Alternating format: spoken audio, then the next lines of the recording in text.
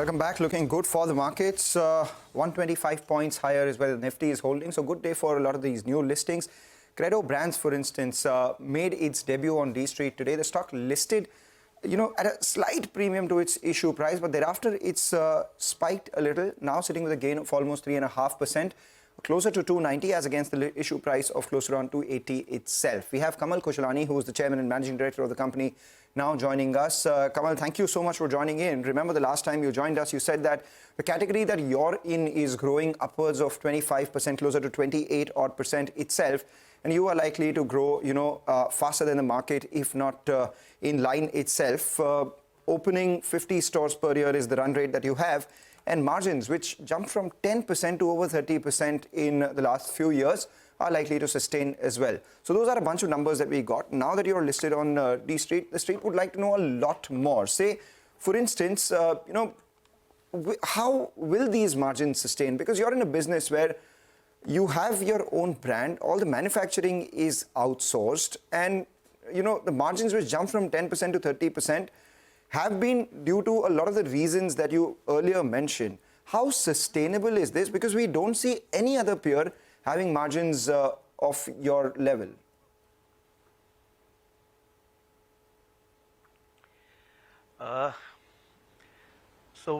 Mangalam, it's very unfortunate about the peer group, but somehow this is something we have been doing since the history, or since our inception, and we shall continue to do that.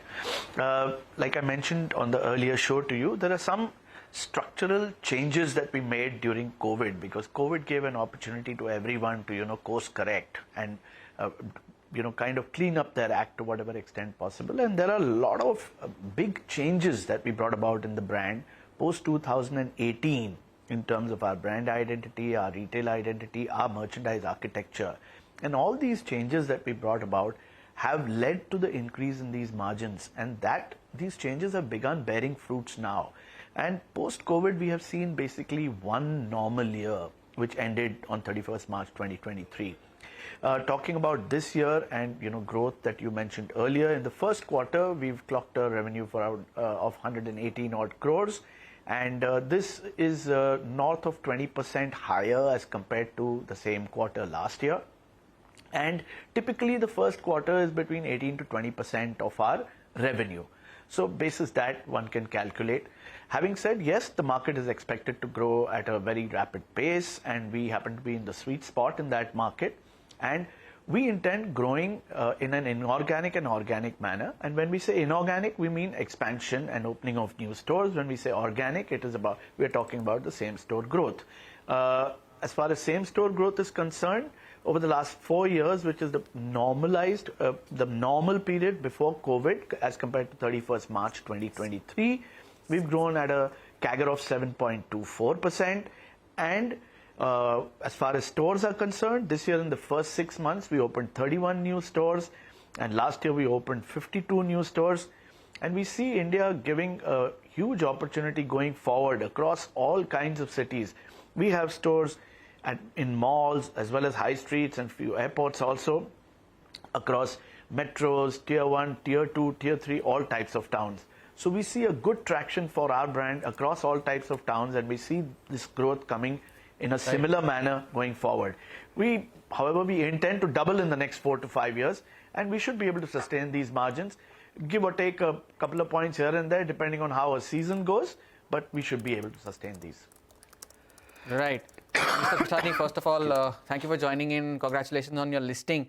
Based on the numbers that you have shared, for FY24, do you expect 600 crores of revenue? If you can share that figure with us, is it possible at 30% margins? And also, do you expect, what kind of figures are you expecting in FY25 now that you said you're expecting to double in the next 3 to 4 years?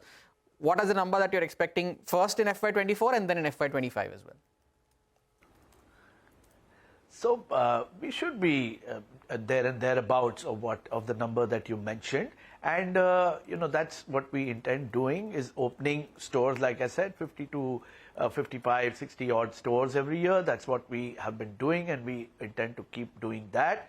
And there is some healthy margin of growth that we intend to have across same points of sale.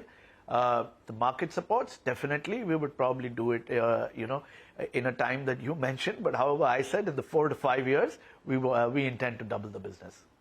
All right, in 4 to 5 years, you intend to double the business. That would mean around 18 to 20% CAGR in any case. So the analysts will perhaps, bake in those numbers themselves with the margins around current levels itself. Mr. Khushlani, just wanted to know your thoughts on the categories that you currently operate in, largely menswear, largely men's casual wear, so to say. Are there any opportunities beyond the categories that you currently operate in? There's a huge, total addressable market in terms of the other gender, women, kids wear. There is accessories like belts, shoes, all of them are high realization products. Are you planning to enter there, or do you want to focus on just the areas that you are in? So as we speak, we are currently working on, belts, socks, boxers, footwear, caps, etc. But all this is to complete the basket of our offering in our lifestyle to the consumer. And whatever we have done, the changes we have made, gave us great headroom in terms of growth. And we see similar headroom going forward also. So currently we are focusing on what we are doing. But whenever the opportunity is right, we'll certainly look at other categories. Right. Mr. Khushlani, one last question from my end. And if you can elaborate, in your RHP, you've mentioned one of the points that about raising additional capital either through equity or debt. Is there any such plans in the works as of now? And since you spoke about inorganic growth, which you mentioned is by opening up new stores, but in terms of in general of inorganic growth, is there an acquisition that is on the radar? Are you in talks? No. Not currently. Nothing like that is on the radar as of now, and there is nothing on the radar as far as raising capital also is concerned. The cash that we generate in the company is usually enough, has always historically been enough to fund the growth plans and the aims of the company, and whatever free cash flow is left over, with that we have been paying healthy dividends also to our shareholders. Yeah, one was tempted to ask that question largely because your IPO was entirely an offer for sale. So one thought that maybe, at some point, if you require capital, would you at some point, tap the markets once again or raise it via debt, etc. as well? But like you pointed out, perhaps the cash for the next few years should be good enough for you to fund growth. But the street will be holding on to the numbers that you've been talking about here as well. Now that you're listed, with great power and great market cap comes great responsibility. Wish you good luck, Mr. Khushlani. With that, we take a short break, come back, focus on the markets and other individual stocks.